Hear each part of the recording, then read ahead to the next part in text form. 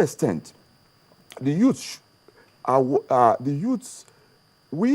of us in the conference are working to get back to that framework which allows our youth to flourish. Okay, we have to wrap up very quickly, but I will ask you 2 questions in quick succession, and I will need very quick answers. The first one is the issue of the youth. How do you feel knowing the Nigerian youths feel marginalized, to use a word that quite a few of them have used, by not being given adequate or reasonable number?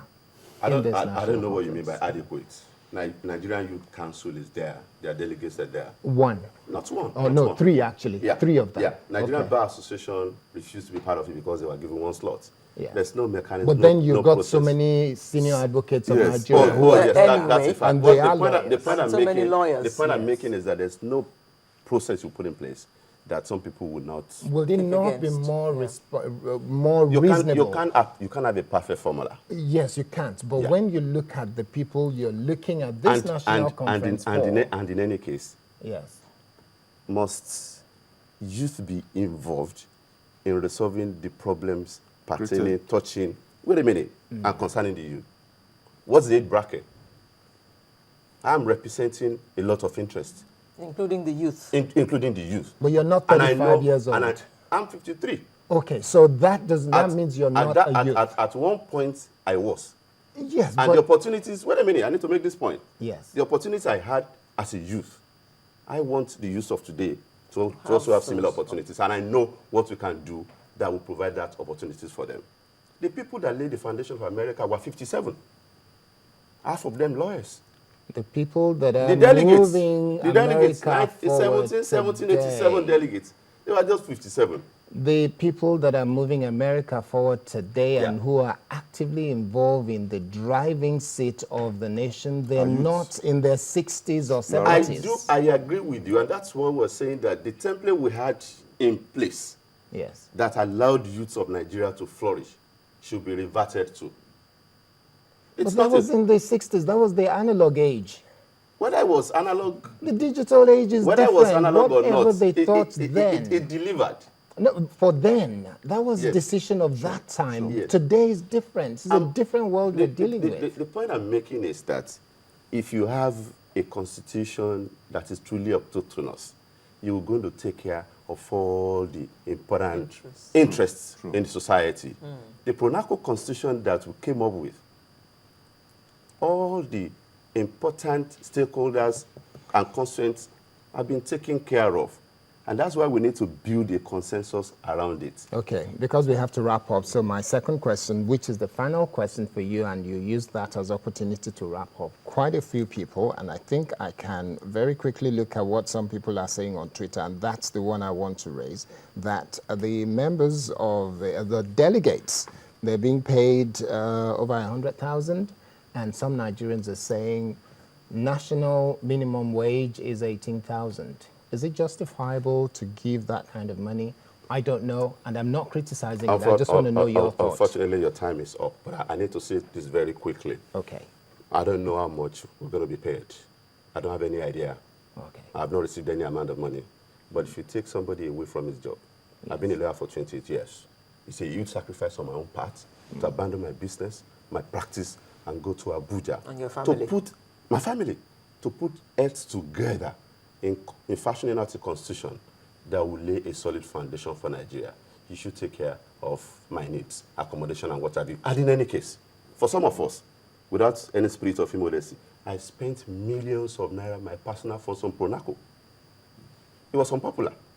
I did it on purpose. Nobody forced me.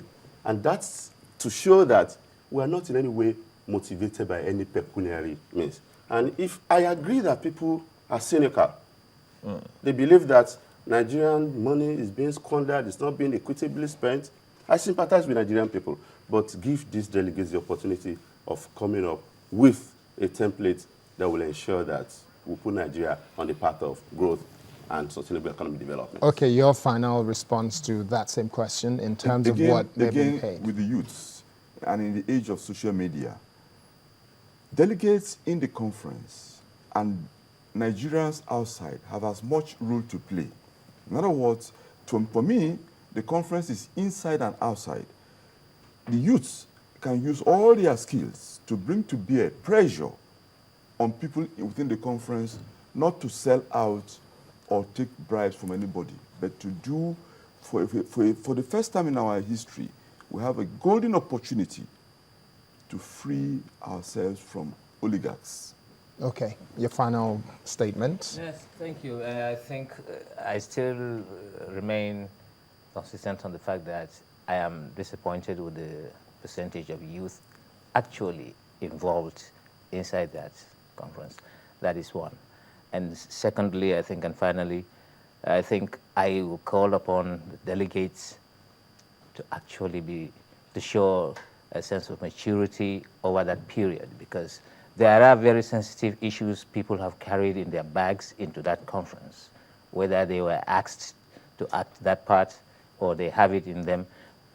They should be careful not to tread those paths where the conference may not even conclude where it is expected to conclude, because it may just break up. Okay. And we are afraid of But that. we don't pray for that. Yeah, And like but I that, said they should be cautious of that. And like I said when we discussed the national conference last week, a lot is expected of the delegates. So the two of you who are here would like you to take this message back to others, that a lot of people are looking up to you at this point to actually fashion something that will assuage all their fears for coming for certain parts of the country and regarding all the various issues which Nigeria faces at the moment. So good luck on your assignment. We're looking up to you all. Thank you very much for coming. Thank you very We've much. been chatting with Ahmed Tijani, Secretary, Arewa Youth, Colonel Tony Nyiam, Delegate at the National Conference, and Mr. Bisi Adegbuyi, also Adegbuyi, Ogun State Government Delegate. So you're going to hear my voice loud and clear for decentralization of police and fiscal federalism. Thank you all very much for coming. We shall be right back with yet another very interesting conversation.